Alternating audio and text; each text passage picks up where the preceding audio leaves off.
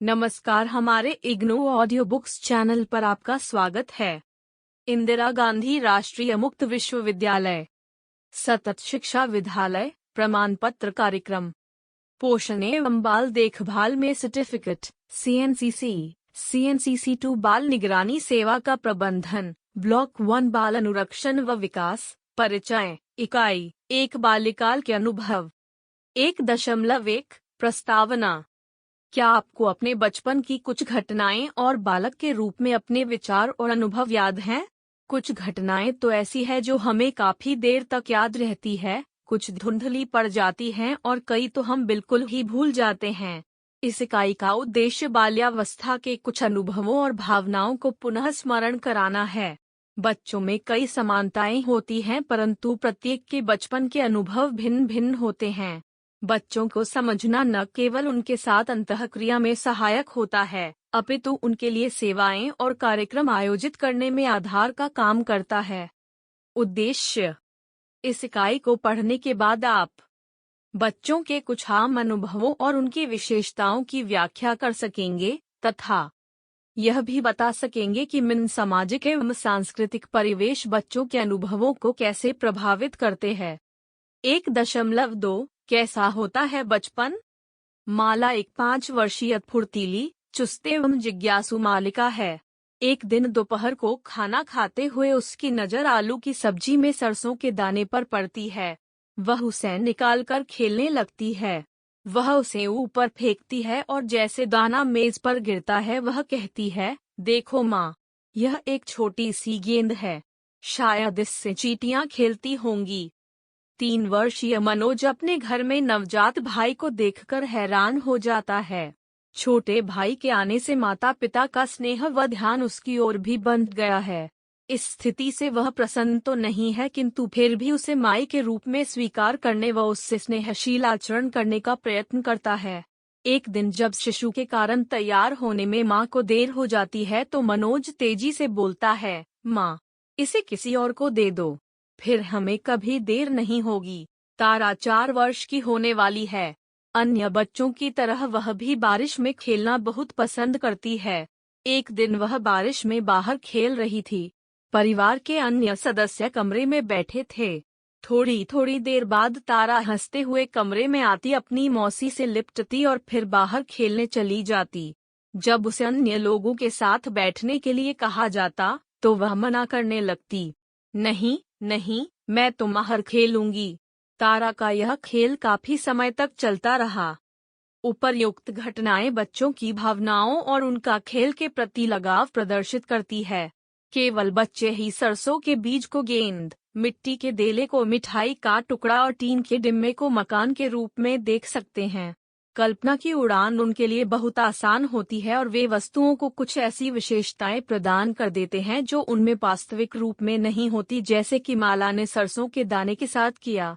दूसरी घटना में एक बालक की अपने छोटे भाई के जन्म पर प्रतिक्रिया झलकती है, जो ईर्ष्या और नापसंदगी से लेकर खुशी तक हो सकती है। तीसरी घटना बालिका के स्वावलंबी होने के प्रयास को दर्शाती है। तारा यह अनुभव करने लगी है कि वह कुछ कार्य स्वयं कर सकती है और उसे सदैव बड़ों के संरक्षण की आवश्यकता नहीं है। हालांकि तारा स्वतंत्र रूप से कार्य करना सीख रही है, फिर भी उसके लिए अपने प्रिय और विश्वस्त लोगों की उपस्थिति अनिवार्य है। तारा का कमरे में बार बार आना उसकी इस भावना को दर्शाता है। बच्चों की क्षमताओं के बारे में वयस्कों की धारणाएं हमेशा सही नहीं होती। यह अक्सर माना जाता है कि बच्चों को अपने आसपास होने वाली घटनाओं की जानकारी नहीं होती है और वह उन्हें समझ भी नहीं पाते। यह भी समझा जाता है कि बच्चे जब बोलना शुरू करते हैं तभी वह सोचना व समझना शुरू करते हैं। यह धारणाएं गलत हैं। हम जानते हैं कि शिशु बोलना शुरू करने से पहले बहुत शब्द समझ सकते हैं। एक और तो ऐसे लोग हैं जो बच्चों से यह अपेक्षा रखते हैं कि वे छोटे मोटे काम और अपनी देखभाल स्वयं करें और वयस्कों के भावनात्मक सहारे के बिना ही स्कूल जाना शुरू कर दें। दूसरी ओर कुछ लोग हैं जो सोचते हैं कि बच्चे भोले भाले और अनजान होते हैं, आसपास घटित होने वाली घटनाओं को समझ पाने में असमर्थ होते हैं, अतः कोई भी सौंपा गया कार्य ठीक तरह से नहीं कर सकते। वयस्कों की यह धारणा भी गलत है कि बचपन में कुछ भी महत्वपूर्ण नहीं घटता है। वयस्कों की तरह ही बच्चों के भी विचार और भावनाएं होती है। अंतर केवल इतना है कि बच्चों के सोचने का ढंग और भावनाओं को व्यक्त करने का ढंग भिन्न होता है। जिस प्रकार माता पिता नवजात शिशु को गोदी में उठाते हैं और उसकी देखभाल करते हैं, उससे शिशु को अपने प्रति माता पिता के स्नेह व प्यार की भावनाओं का एहसास हो जाता है। एक 8 महीने की बालिका बोल नहीं सकती, फिर भी उसे यह समझ आ जाता है कि उसे डांटा जा रहा है या प्यार से कुछ कहा जा रहा है। वह कई वाक्य, जैसे कि यह मुझे दो, नहीं, ऐसा मत करो, समझती है और उन पर प्रतिक्रिया करती है। अगर 10 मास की बालिका के साथ लुक्का छिपी का खेल खेला जाए तो वह भी उसमें हिस्सा लेती है और छिपे हुए व्यक्ति को ढूंढने की कोशिश करती है, यानी कि वह समझती है कि व्यक्ति यहीं आसपास है। इन सब से यह ज्ञात होता है कि बालिका में विचार शक्ति है।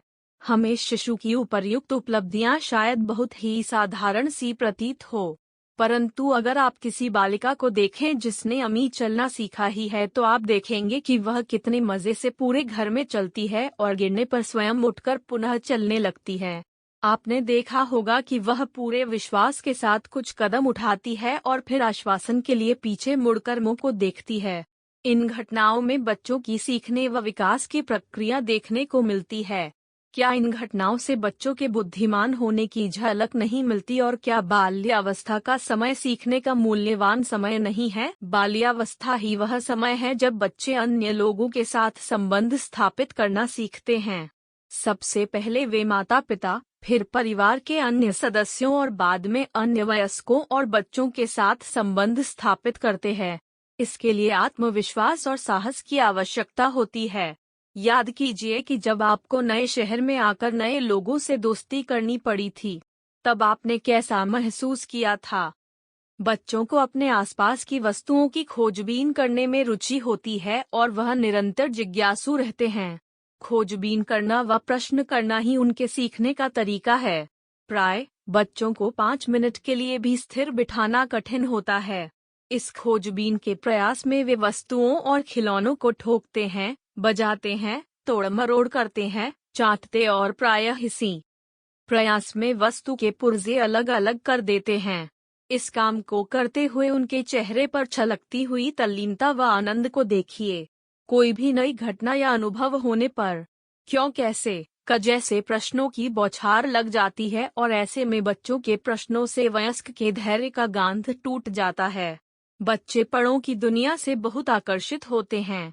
उनकी यह इच्छा होती है कि जहां तक हो सके वे बड़ों की तरह लगे और जितनी जल्दी संभव हो वे बड़े हो जाएं। इसलिए वे वयस्कों की नकल करते हैं, उनकी तरह कपड़े पहनते हैं और बातचीत और व्यवहार करते हैं।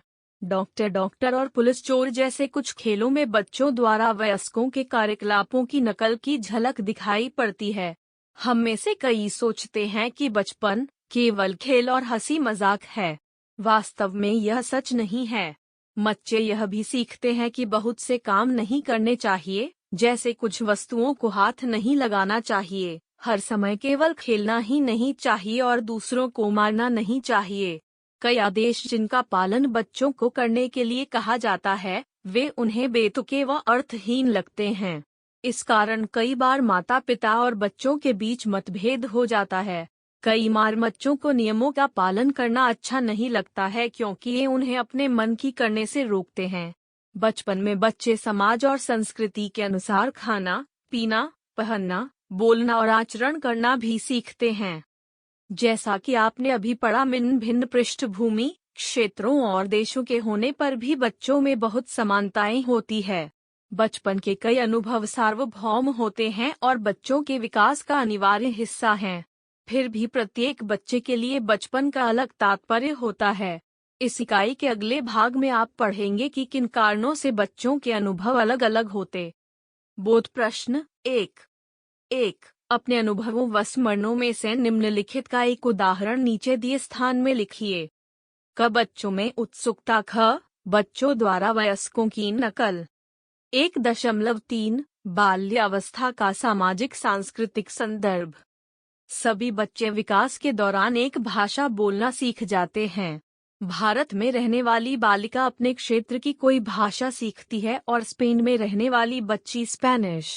5 वर्ष का एक बालक स्कूल जाने लगता है। उसी उम्र का दूसरा बालक दूध दोहने तथा खेती बाड़ी में अपने पिता की मदद करता है और 5 वर्षीय अन्य बालक सड़कों पर अखबार बेचता है।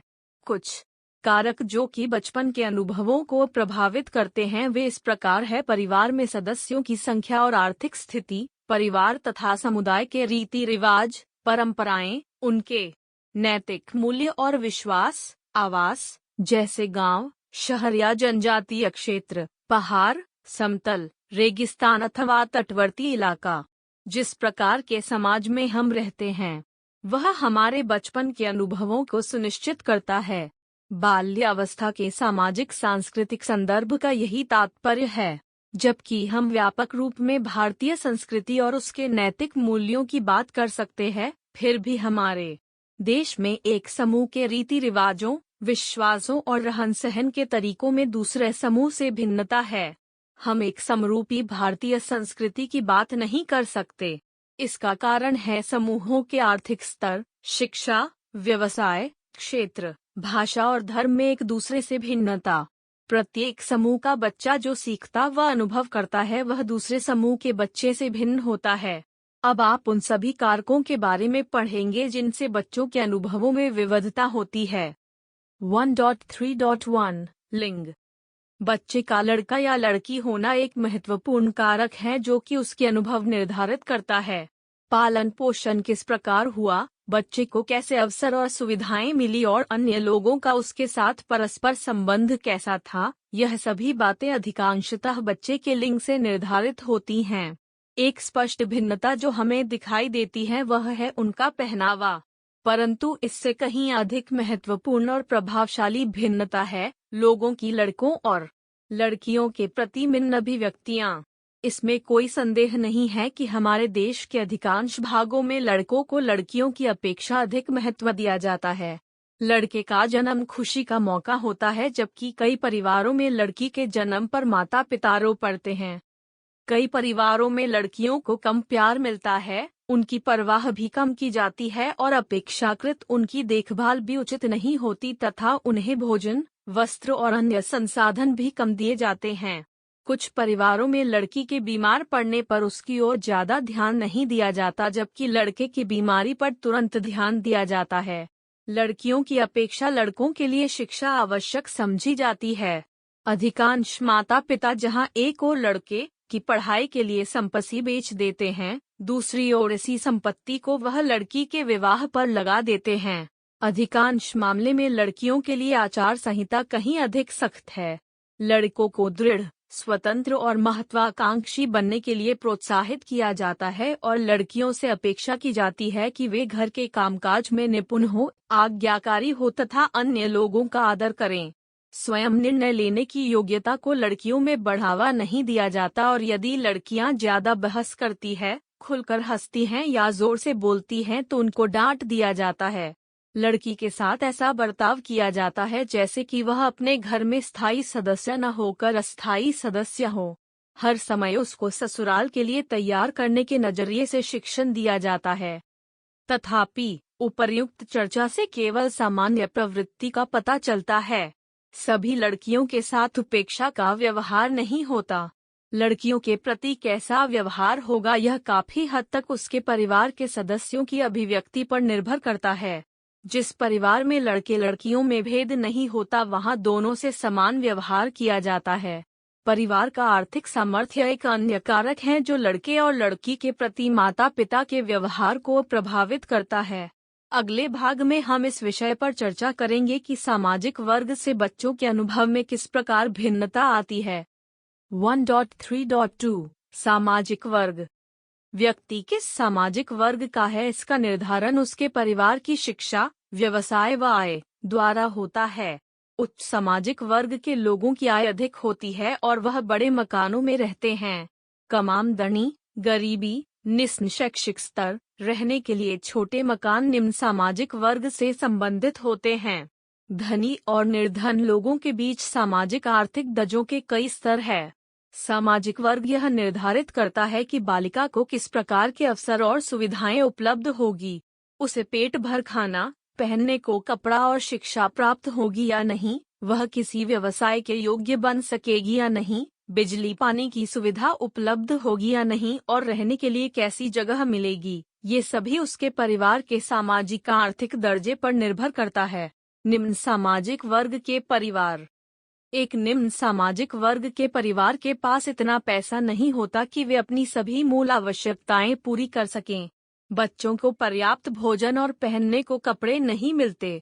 सीमित संसाधनों के कारण लड़कियों को अपेक्षाकृत और भी कम हिस्सा मिलता है। निम्न वर्गीय परिवारों के पास घर के नाम पर 1 या 2 कमरे होते हैं जिनमें पूरा परिवार रहता है। बच्चे भी इसी भीड़ भरे माहौल में रहते हैं। झुग्गी झोपड़ी और भीड़भाड़ वाले इलाकों में चारों ओर गंदगी और अस्वच्छता की वजह से संक्रामक रोग व बीमारियां हो जाती हैं। गरीब परिवार के बच्चों की कई आवश्यकताओं और इच्छाओं की पूर्ति नहीं हो पाती। अत्यधिक गरीबी में ये सभी कठिनाइयां बढ़ जाती है। ऐसी स्थिति में बच्चों को एक बार का भोजन भी मुश्किल से नसीब हो पाता है और आश्रय न होने के कारण वे सड़कों के किनारे या रेलवे स्टेशन आदि पर ही सो जाते हैं। गरीब परिवारों के बच्चों पर छोटी सी ही उम्र में जिम्मेदारियां आ जाती हैं। आपने देखा होगा कि 4 या 5 वर्ष की लड़कियां पानी लाने, ईंधन जमा करने, खाना बनाने और छोटे मोटे कामों में मां की मदद करने लगती है। लड़के पिता के व्यवसाय में मदद करते हैं, वे मवेशी की निगरानी करते हैं, खेती में सहायता करते हैं और पिता के साथ नाव में जाते हैं। अगर पिता का व्यवसाय किसी कौशल से संबंधित हो, जैसे मढ़ईगिरी, कुम्हारगिरी इत्यादि, तब लड़के छोटे मोटे कामों में उनकी मदद करते हैं। घर के कामकाज में माता पिता की मदद करने के अतिरिक्त बहुत बच्चे घर के सुरक्षित वातावरण से निकलकर पैसा कमाने लगते हैं और परिवार की आमदनी को बढ़ाते हैं। वे घरेलू नौकर, कारखानों में या फेरी वाले का काम करते हैं। जब माता पिता दोनों ही घर से बाहर काम करने जाते हैं तो छोटी लड़कियों का एक महत्वपूर्ण उत्तरदायित्व घर चलाना और अपने से छोटे बच्चों की देखभाल करना होता है। यदि घर में देखरेख के लिए कोई लड़की न हो तो मां शिशु को अपने कार्यस्थल पर अपने साथ ले जाती है। शिशु सारा दिन एक पालने में रहता है और मां बीच बीच में आकर उसको देखती रहती है। थोड़ी बड़ी होने पर यही बालिका कार्यस्थल पर आसपास पड़ी वस्तुओं से खेलती रहती है। जब माता पिता दोनों ही काम करते हैं तो वे बच्चों के साथ कम समय व्यतीत कर पाते हैं। निम्न वर्ग की इन परिस्थितियों में शिक्षा को, विशेषत लड़कियों की शिक्षा को, बहुत कम महत्व दिया जाता है। जहां जीने के लिए ही संघर्ष करना पड़ता हो तो ऐसे में माता पिता शिक्षा को अनिवार्य कैसे समझेंगे? बच्चे या तो अभिभावकों की काम में मदद करते हैं या पैसा कमाने में जुट रहते हैं। इसके बावजूद भी यदि संभव होता है तो निम्न सामाजिक वर्ग के बहुत से बच्चे स्कूल जाते हैं। इस प्रकार के काम और पढ़ाई साथ साथ करते हैं। उत्तरदायित्व और अभावों का सामना करने के कारण बच्चे छोटी उम्र में ही भावनात्मक रूप से परिपक्व हो जाते हैं। वे दुनियादारी समझने लगते हैं। उदाहरणतः छोटी उम्र में ही बालिका फल सब्जी के सही दाम लेना सीख जाती है और अपनी रक्षा स्वयं कर सकती है। संभव है वह दूर गांव से रेल द्वारा शहर में काम की तलाश के लिए अकेली ही आई हो। निम्न सामाजिक वर्ग के बच्चों के लिए बाल्यावस्था जिम्मेदारियों और व्यस्तताओं से भरी होती है, परंतु इससे हमें यह नहीं समझ लेना चाहिए कि इनके कोई भी सुखद अनुभव नहीं होते। काम के दौरान बच्चे खेलते भी हैं। पत्थर, टहनियों और खाली डिब्बे ही बच्चों के खिलौने बने जाते हैं। वे सड़कों पर, खेतों में या तटों के पास रेत और पानी से खेलते हैं। समय समय पर उन्हें माता पिता से स्नेह, पोषण और प्रोत्साहन मिलता रहता है। पारिवारिक आमदनी में सहयोग देने की वजह से बच्चे की महत्ता और भी बढ़ जाती है। फिर भी ये बच्चे अच्छी आर्थिक स्थिति वाले घरों के बच्चों की तुलना में परिश्रमी एवं कठिन जिंदगी व्यतीत करते हैं। मध्यम और उच्च सामाजिक वर्ग के परिवार। मध्यम और उच्च सामाजिक वर्ग के परिवारों की आर्थिक स्थिति अच्छी होती है और उन्हें मूलभूत आवश्यकताओं का अभाव नहीं होता। लड़कों और लड़कियों दोनों को ही पर्याप्त मात्रा में भोजन और कपड़ा मिलता है और आमतौर पर स्वास्थ्य की देखरेख में भी कोई कमी नहीं होती। अधिकांश परिवार बच्चों के लिए बाजार से खेल सामग्री जैसे गुड़िया, बंदूकें, पजल सेट, ड्राइंग कापियां, रंग और किताब खरीद सकते हैं। आमतौर पर बच्चों को आर्थिक गतिविधियों में हिस्सा लेने की जरूरत नहीं पड़ती। वे घरेलू कामों में मदद करते हैं या नहीं यह उनके परिवार पर निर्भर करता है। अगर घर में नौकर है तब घरेलू काम में बच्चों को मदद नहीं करनी पड़ती। एक संपन्न परिवार में बच्चे के पास ऐशो आराम के अधिक साधन होते हैं। प्रायः उनके पास अधिक कपड़े होते हैं, ज्यादा महंगे खिलौने होते हैं, साथ ही साथ उन्हें अलग अलग तरह का भोजन भी खाने के लिए मिलता है। इन परिवारों में शिक्षा को प्राथमिक रूप से महत्वपूर्ण समझा जाता है। दूसरे अर्थों में बच्चे का एकमात्र लक्ष्य स्कूल में अच्छी तरह से पढ़ना होता है। आमतौर पर लड़कों और लड़कियों दोनों के लिए शिक्षा समान रूप से महत्वपूर्ण समझी जाती है, परंतु फिर भी यह देखा गया है कि लड़कों को इस मामले में प्राथमिकता दी जाती है। शहरों और कस्बों में बच्चों पर पढ़ाई में होशियार होने के लिए काफी जोर दिया जाता है। अच्छे स्कूल में प्रवेश पाने के लिए 3-4 वर्ष की कोमल उम्र से ही कड़ी शिक्षा आरंभ हो जाती है। अधिकांश बच्चों का दिन स्कूल जाने, घर लौटकर स्कूल का काम करने और खेलने में बीतता है। आदर्श रूप से शिक्षा से अपेक्षा की जाती है कि बच्चे स्वावलंबी बने और उनके विचारों में सुस्पष्टता व दृढ़ता आए। हमारे समाज के बदलते हुए मूल्यों के साथ साथ इन विशेषताओं को प्रोत्साहन दिया जा रहा है, परंतु लड़कियों के प्रति इस मामले में टैधता अब भी दिखाई देती है। हालांकि एक ओर तो लड़कियों को शिक्षा के लिए प्रोत्साहित किया जाता है, दूसरी ओर अभिभावक उनसे यह अपेक्षा करते हैं कि वे उनके अधीन ही रहें। लड़कियां अगर ज्यादा बोलती हैं, सवाल जवाब करती हैं, तो उन्हें यह कहकर डांट दिया जाता है कि इन आदतों से उन्हें भविष्य में कठिनाई होगी। जैसा कि आपको आभास हुआ होगा कि संपन्न परिवारों के बच्चों का समय निश्चिंतता से गुजरता है तथा बच्चे उपलब्ध सुविधाओं का लाभ उठा पाते हैं।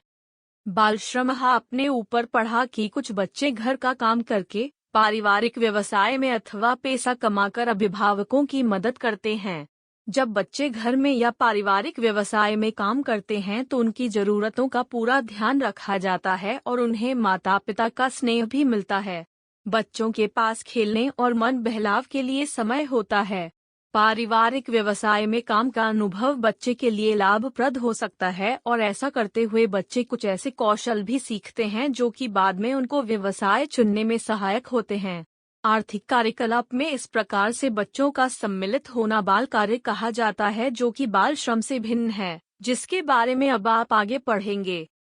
कुछ बच्चे अस्वस्थ, कठिन और शोषणकारी परिस्थितियों में काम करते हैं जहां उन्हें कार्य के अनुरूप पर्याप्त मजदूरी नहीं मिलती और जो काम वे करते हैं वे जोखिम भरे होते हैं। कोल्हू के भेल की तरह काम करते हुए उन्हें न तो खेलने और न ही स्कूल जाने का अवसर मिलता है। जो कार्य बच्चे करते हैं प्रायः उनमें खास कौशल की आवश्यकता नहीं होती और भावी जीवन में व्यवसाय चुनने में भी मदद नहीं मिलती। इस प्रकार के काम का अनुभव उनके विकास में बाधा डालता है। कई छोटे पैमाने के और घरेलू उद्योगों में बच्चों को मजदूर रख जाता है। सिवाकासी, तमिलनाडु में माचिस उत्पादन, मंदसौर, मध्य प्रदेश में पेंसिल उद्योग, जम्मू कश्मीर में कढ़ाई और अलीगढ़ में ताला उद्योग कुछ ऐसे ही उद्योग है जहां माल श्रम प्रचलन में है। उद्योगों में अमिक का काम करने के अलावा बच्चे घरेलू नौकर, क्लीनर या मैकेनिक का काम करते हैं। बहुत देर तक कमर तोड़ काम करने के बाद उन्हें मामूली मजदूरी मिलती है। आइए अब हम अलीगढ़ के ताला उद्योग में काम कर रहे बच्चों की परिस्थितियों का जायजा लें। इस उद्योग में 6 और 7 वर्ष के बच्चे कार्यरत हैं। वे दिन में औसत 12 से 14 घंटे काम करते हैं। कुछ बच्चे तो 18 से 20 घंटे तक लगातार काम करते हैं। थक जाने पर वे या तो थोड़ी देर सुस्ता लेते हैं अथवा चाय पी लेते हैं। जिन कमरों में वे काम करते हैं वे खचाखच भरे हुए होते हैं और हवादार नहीं होते। साथ ही साथ वहाँ कार्य परिस्थितियों, स्वास्थ्य के लिए हानिकारक है। बच्चों को जोखिम भरे कामों के लिए कम मजदूरी दी जाती है। विद्युत लेपन, हाथ की छपाई मशीन, हस्त प्रेस, स्प्रे पेंटिंग, पॉलिश व बफिंग मशीनों पर काम करना काफी खतरनाक होता है और इन कार्यों में 50 से 60% मजदूर बच्चे ही होते हैं।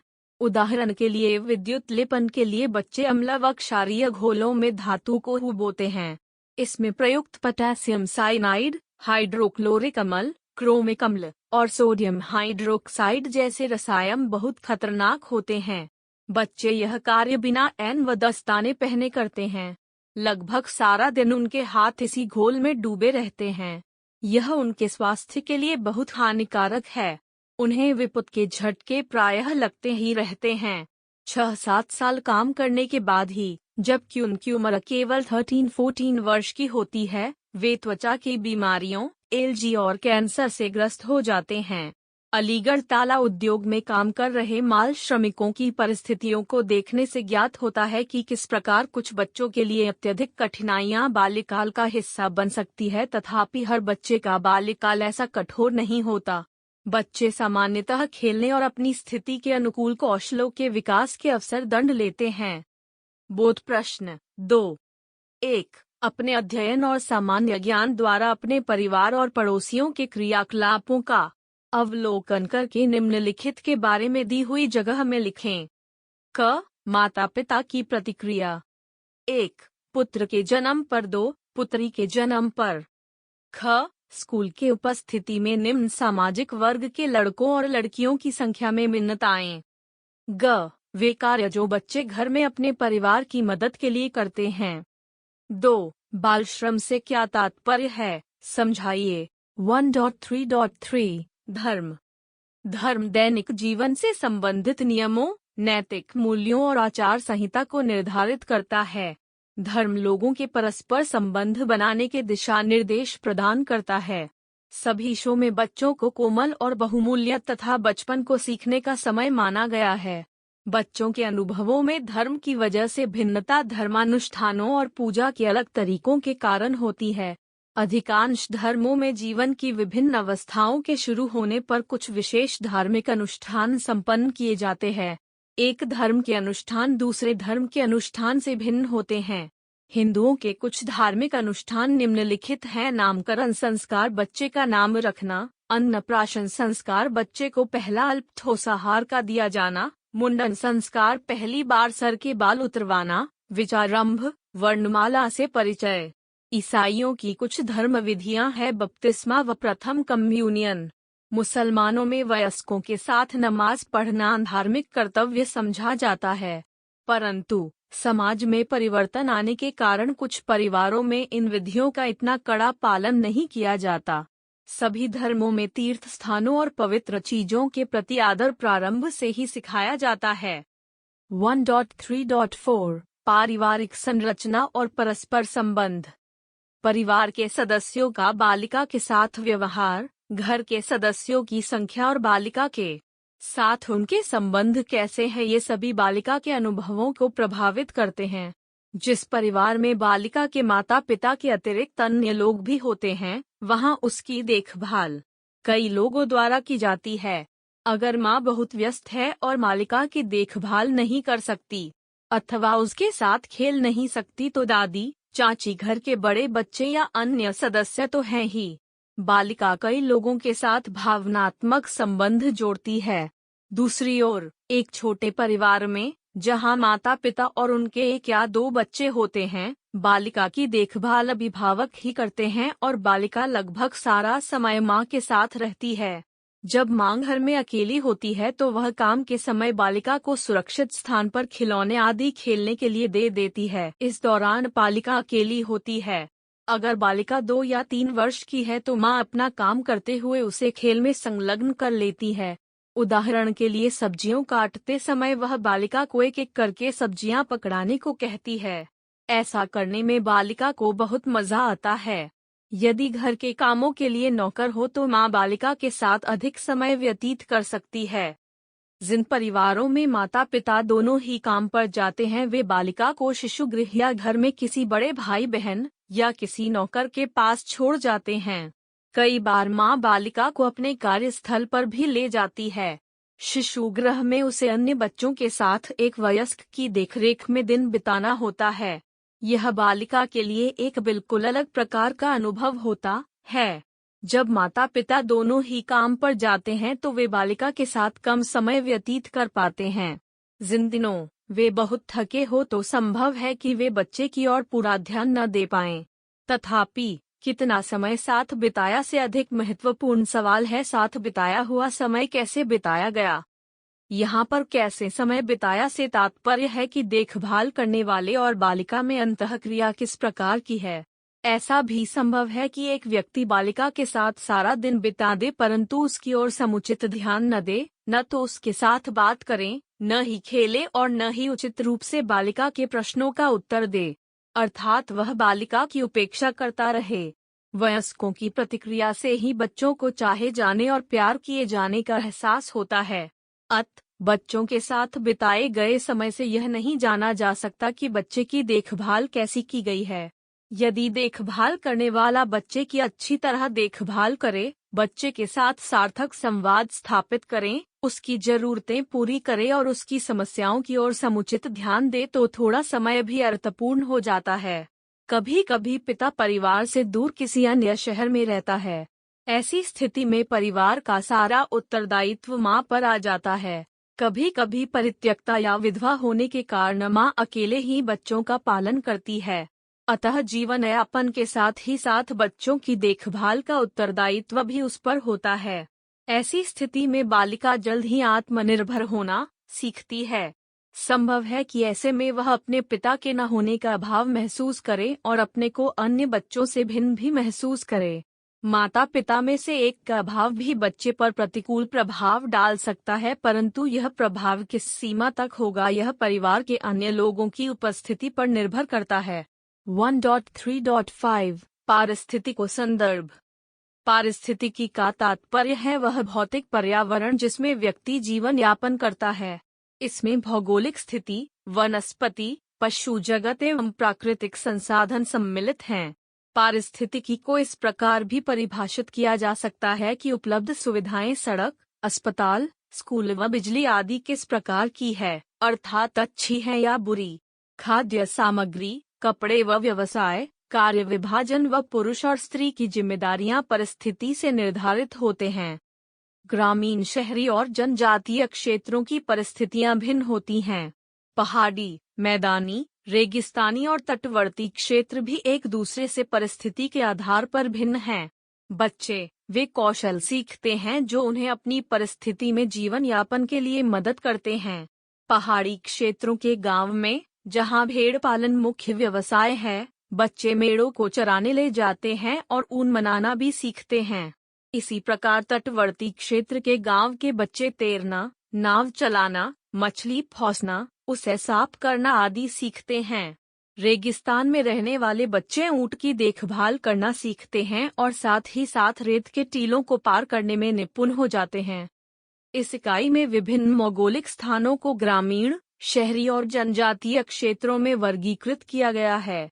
ऐसा इसलिए किया गया है क्योंकि ग्रामीण समुदाय की कुछ खास विशेषताएं होती हैं, चाहे वह तटवर्ती क्षेत्र में हो, पहाड़ी क्षेत्र में हो या रेगिस्तानी क्षेत्र में। शहरी या जनजातीय इलाकों से भिन्न होते हैं। आगे की चर्चा इस विभाजन पर आधारित है। शहर में रहने का अनुभव। जब आप शहर के बारे में सोचते हैं तो सबसे पहले आपके ध्यान में क्या आता है? शहर में घनी आबादी और विविधता होती है। एक ओर अमीर लोग हैं जो सब कुछ खरीदने की क्षमता रखते हैं और दूसरी ओर वे गरीब हैं जो जीवन निर्वाह के लिए परिश्रम करते हैं।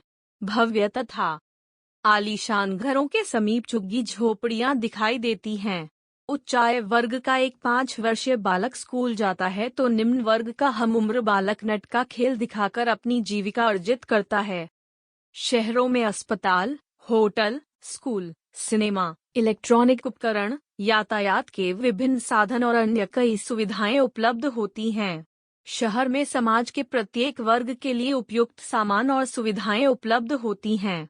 जिनके पास साधन है वे सर्वोत्तम सामान खरीद सकते हैं। बालिका किस प्रकार रहती है, किन सुविधाओं का उपयोग कर सकती है, वह दिन कैसे व्यतीत करती है, ये सब उसके सामाजिक वर्ग और परिवार के मानदंडों से निर्धारित होता है। उदाहरणतः झुग्गी झोपड़ी में रहने की स्थिति कुछ इस प्रकार की होती है कि बालिका को न चाहते हुए भी पता रहता है कि पड़ोस में क्या हो रहा है। लोगों के बीच व्यावहारिक आदान प्रदान बहुत रहता है और बालिका कई साथियों के साथ बड़ी होती है। दूसरी ओर उच्च आय वर्गों के लोग बड़े व निजी मकानों में रहते हुए अपनी इच्छा के अनुसार पड़ोसी से संबंध बनाते हैं। ऐसी स्थिति में अगर बालिका इकलौती हो तो संभव है कि जब तक वह स्कूल नहीं जाती तब तक उसकी कोई सहेली न हो। पर इन सब भिन्नताओं के बाद भी शहर में रहने वाले सभी बच्चों के अनुभवों में जो एक समानता है वह है शहरी जीवन की तेज रफ्तार, गांव में रहने का अनुभव। गांव को शहर से अलग करने वाली भिन्नता गांव की कम आबादी है। छोटे गांवों में अधिकांश लोग एक दूसरे को जानते हैं।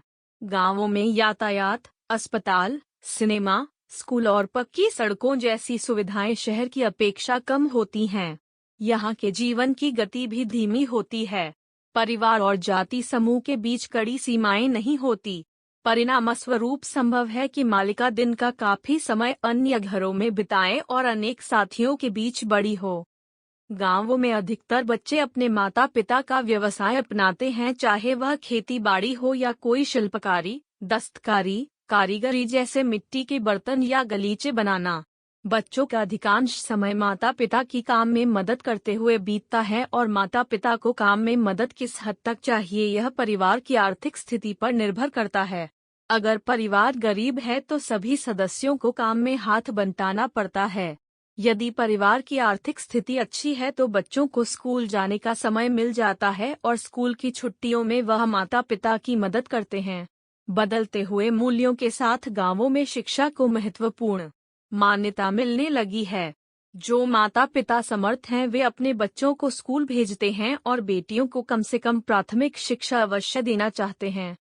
गांवों में अस्पतालों और योग्य चिकित्सकों की कमी के कारण लोगों की कई बीमारियों का उचित उपचार नहीं हो पाता। अगर गांव के आसपास कोई स्कूल न हो तो अधिकांश बच्चे औपचारिक शिक्षा से वंचित रह जाते हैं। यातायात के अपर्याप्त साधनों के कारण बच्चे गांव से बाहर नहीं जा पाते, अतः उन्हें बाहरी दुनिया से परिचित होने का मौका नहीं मिलता। जबकि एक शहरी बच्चे को अखबार, पत्रिकाओं, टेलीविजन और किताबों से विविध जानकारी मिल जाती है। ग्रामीण बच्चों की तुलना में शहरी बच्चों की जानकारी भिन्न होती है। एक 3 वर्षीय शहरी बालिका यह जानकर हैरान होती है कि मैसे दृश्य देती है क्योंकि उसके अनुसार दूध डिपो से बोतलों में आता है। इसके विपरीत गांव की बालिका रोज ही मेसों को दुहते हुए देखा करती है। शहर में रहने वाली बालिका बड़े विश्वास से हवाई जहाज, कंप्यूटर और मोटर कारों के बारे में बातचीत कर सकती है। संभव है गांव की बालिका को इस प्रकार की जानकारी न हो, परंतु वह केवल पत्ता देखकर पौधों को पहचान लेती है और यह जानती है कि पौधे कैसे उगाए जाते हैं। ग्रामीण जीवन में समानताएं होते हुए भी प्रत्येक गांव की एक अलग तस्वीर होती है। शहरों के नजदीक के गांव में या उन गांवों जिनमें औद्योगिक इकाइयां जैसे कि कारखाने या कोई अन्य उत्पादन इकाई है, वहां अस्पताल, स्कूल और यातायात की सुविधा बेहतर होती है। रेडियो और टेलीविजन नेटवर्क के विस्तार से बाहरी दुनिया गांवों तक पहुंच गई है। लोग अपना पारिवारिक व्यवसाय छोड़कर शहरों में अधिक आमदनी कमाने के लिए जाते हैं। दूसरी ओर राजस्थान का भैया गांव जैसे दूरस्थ गांव भी है। इस गांव में निकटतम प्राथमिक स्वास्थ्य केंद्र 60 कि.मी. दर और एकमात्र अस्पताल 150 कि.मी. दर जैसलमेर के पास है। नजदीकी प्राथमिक स्कूल 50 कि.मी. की दूरी पर देवड़ा में है और निकटतम बस स्टॉप 20 कि.मी. की दूरी पर है। अब तो आप समझ ही गए होंगे कि अलग अलग परिस्थितियों में अनुभव भी अलग अलग प्रकार के होते हैं। जनजातीय क्षेत्र में रहने का अनुभव। भारत में अनेक जनजातियां हैं और हर एक के रीति रिवाज, कानून, व्यवसाय और महिलाओं व पुरुषों की भूमिकाएं व उत्तरदायित्व अलग अलग हैं। जनजातीय जीवन में बहुत विविधता है। शहरों और कस्बों के नजदीक की जनजातियां उनके संपर्क में आने से वहां के जीवन की मुख्य धारा में घुल मिल गई हैं। कुछ जनजातियां बाकी दुनिया से बिल्कुल अलग रहती हैं। उनका बाहरी लोगों से न के बराबर संपर्क होता है। ये जनजातियां लगभग पूर्ण रूप से आत्मनिर्भर होती हैं और केवल कुछ वस्तुओं के लिए ही बाहरी दुनिया पर आश्रित होती है। इस प्रकार की स्थिति में बालिका इस धारणा के साथ बड़ी होती है कि उसकी जनजाति की जीवनचर्या ही जीने का एकमात्र तरीका है। चलिए अब हम पहाड़ी मढ़िया जनजाति के बारे में पढ़ते हैं, जो मध्य प्रदेश के बस्तर जिले में है और जिसका बाहरी दुनिया से बहुत कम संपर्क रहता है। यहाँ झूम खेती जीवित रहने का एकमात्र साधन है। इसलिए सारा गांव हर 2-3 वर्ष में स्थान बदलता रहता है। भूमि पर सामूहिक स्वामित्व होने के कारण निजी जायदाद को ज्यादा महत्व नहीं दिया जाता। लोग बाहरी दुनिया पर केवल नमक, मिर्च और तंबाकू के लिए निर्भर है। जनजाति के लिए एकता अत्यधिक महत्वपूर्ण है, इसलिए लोग अपने कानूनों, प्रथाओं और प्रतिमानों का सख्ती से पालन करते हैं। पहाड़ी मड़िया में विवाह से पूर्व यौन की आज्ञा है, परंतु कौटुंबिक व्यभिचार वर्जित है। बाल विवाह बिल्कुल नहीं होता। तलाक लेना व देना पुरुषों और महिलाओं दोनों के लिए आसान है, परंतु विवाहित यौन संबंध पर मौत की सजा मिलती है। यहाँ शिक्षित लोगों की संख्या बहुत कम है और स्वास्थ्य संबंधी सुविधाओं की कमी के कारण अस्वस्थता बहुत अधिक है। तथापि राज्य सरकार और स्वैच्छिक एजेंसियों की मध्यस्थता की वजह से पहाड़ी मड़िया जनजाति बाहरी दुनिया से परिचित हो गई है। इस कारण उनके रहन सहन में बदलाव आया है। अब वहाँ पर एक अस्पताल, स्कूल, व्यावसायिक प्रशिक्षण केंद्र और उचित दर की दुकान भी है। हालांकि अधिकांश लोग अब भी गांव के वैद्य के पास जाते हैं, परंतु कुछ लोग अब अस्पतालों में भी जाने लगे हैं।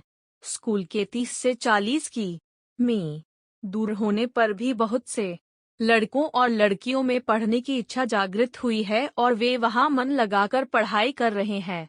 यह जनजातीय गांव, जहां पहले पहुंचना कठिन था, अब सड़कों द्वारा जिलों से जोड़े जा चुके हैं और सौर ऊर्जा का भी कुछ गांवों में उपयोग किया जा रहा है। झूम खेती को व्यवस्थित खेती में परिवर्तित करने का प्रयत्न किया जा रहा है। भोजन संबंधी आदतों में भी बदलाव आया है। बोध प्रश्न 3.2 कोई 3 सामान्य आचरण बताइए जिनसे यह ज्ञात हो कि शहरी बच्चे के अनुभव एक गांव में रहने वाले बच्चे से भिन्न होते हैं। 3. पहाड़ी मड़िया की जीवन शैली में बाहरी दुनिया के संपर्क में आने से जो परिवर्तन आए हैं, उनमें से किन्हीं 3 को बताइए। 1.4 सारांश। इस इकाई में आपने पढ़ा कि उत्सुकता, खोजबीन, अन्वेषण की अभिलाषा, विनोदप्रियता, कल्पनाशीलता, वयस्कों की नकल करना आदि गुण बच्चों में सामान्य रूप से पाए जाते हैं। बचपन के बहुत से अनुभव सार्वभौम होते हैं, फिर भी सामाजिक सांस्कृतिक परिवेश की भिन्नता के कारण प्रत्येक बच्चे का बचपन भिन्न होता है। बचपन के अनुभवों को प्रभावित करने वाला एक कारक लिंग है। बच्चे की बातचीत, कपड़े, व्यवहार और जीवन मूल्य तक इससे निर्धारित होते हैं। हमारे देश में लड़कों को लड़कियों की अपेक्षा अधिक महत्व दिया जाता है और यही कारण है कि खाने पीने में, कपड़ों में, शिक्षा में और माता पिता के प्यार में लड़कियों के साथ भेदभाव किया जाता है। उपलब्ध सुविधाएं और अवसर का अभाव पूर्वाग्रह को और मजबूत करते हैं। निम्न सामाजिक वर्ग के बच्चों की बहुत सी मूलभूत आवश्यकताएं और अभिलाषाएं पूर्ण नहीं हो पाती। आर्थिक कठिनाइयों के कारण बच्चों को छोटी उम्र में जल्द ही काम करना पड़ता है। कमी बच्चों को जोखिम भरे काम भी करने पड़ते हैं और वे स्कूल नहीं जा पाते। मध्यम और उच्च वर्ग के बच्चों को इस प्रकार की कमियों का सामना नहीं करना पड़ता और वे स्कूल जा सकते हैं। धर्म, मान्यताएं, प्रवृत्तियां और विश्वास निर्धारित करता है जिससे बच्चों के लिए आचार संहिता की रूपरेखा तैयार होती है। बालिका के जीवन का केंद्र बिंदु उसका परिवार होता है, जिससे वह काफी हद तक प्रभावित होती है। जिस प्रकार के परिवार में वह रहती है और परिवार के सदस्यों का आपसी व्यवहार उसके विकास को प्रभावित करता है। परिस्थितिकी का बालिका के कला कौशल और योग्यताओं पर गहरा प्रभाव पड़ता है।